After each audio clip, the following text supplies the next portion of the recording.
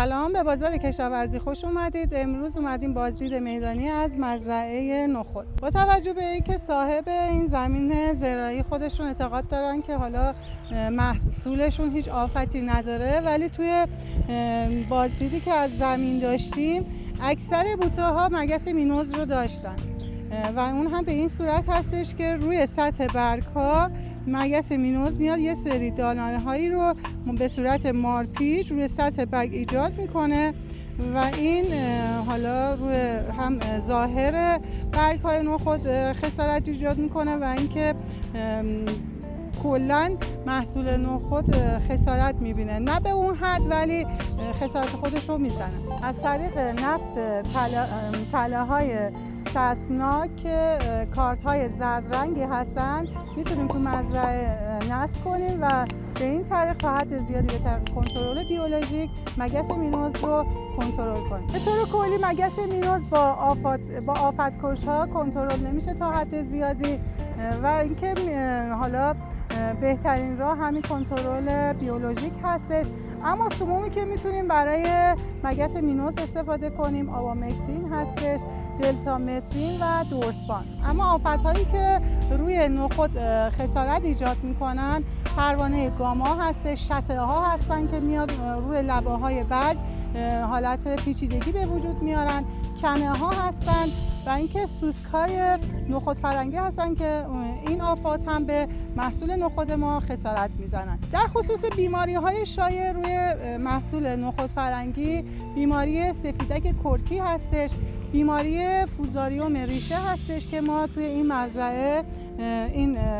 بیماری رو مشاهده کردیم. یعنی اگر که شما دقت کنین ریشه‌ای که داخل خاک هستش درگیر بیماری فوزاریوم ریشه شده که سیاه شده و به طور ناگهانی یا مثلا می‌بینیم که توی سطح مزرعه برگ‌های نخود ما دچار کمرنگی، زردی و بوته میری میشه به مرور زمان. اگر که زمین زراعی نخود ما درگیر به بیماری فوزاریوم شد، با توجه به اینکه این بیماری خاکزی هستش، بعد از که تمام نکات زراعی رو رعایت کردیم، یعنی تناوب زراعی، استفاده از ارقام مقاوم برای کشتمون و اینکه قبل از اینکه ما بذر رو داخل خاک بکاریم حتما باید اونو با یه قارچکشی بزمال کنیم و بعد از اینکه بزمال کردیم تقریبا حالت واکسینه پیدا میکنه بذر و اونو داخل خاک قرار میدیم و این کمک میکنه که بیماری خاکزی که حالا فوزاریوم داخل خاک اگه موجود باشه کمتر بذر ما رو درگیر کنه و مزرعه ما رو درگیر به بیماری فوزاریوم کنه. بهداشت مزرعه که همون کنترل علف‌های هرز هستش، جمع‌آوری بقایای گیاهی از روی سطح خاک هستش که میتونیم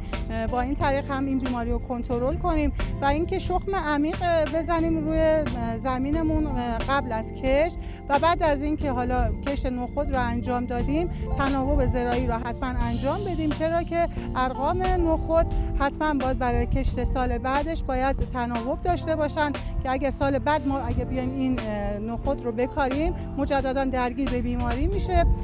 تقریبا 3 تا 6 سال توصیه میشه که تناوب رو برای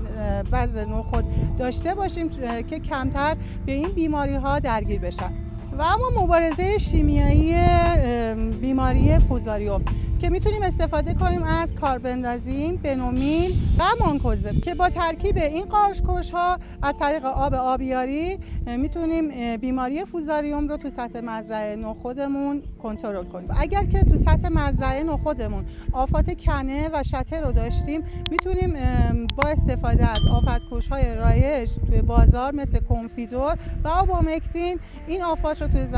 مزرعه نخود کنترل کنیم. بیماری‌های دیگه‌ای که میتونه مزرعه نخود ما رو درگیر کنه ویروس پیچیدگی برگ نخود هست و همینطور سفیدک کرکی برگ نخود هستش که با استفاده از قارچکش